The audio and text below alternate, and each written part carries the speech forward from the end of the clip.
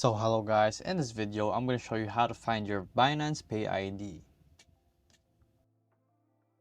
So it's pretty simple to find it. Just go to the top right corner and you will find it immediately. It's just that simple.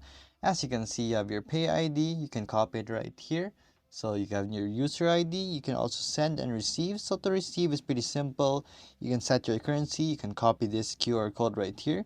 You can save the QR code to your gallery and you can request a payment too. So here you want USDT, let's say, and the amount is around $10,000. So there you go. Then share the link, and then there you go. It's just that simple.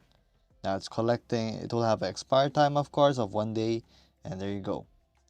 So now it's canceled. So we can go back right here, and then you can also send, and you can also do conversions, top ups, and loads. So there you go, guys. That is how you find your Binance Pay ID here in Binance. Thank you for watching. If this video was helpful, please hit the like button and don't forget to subscribe.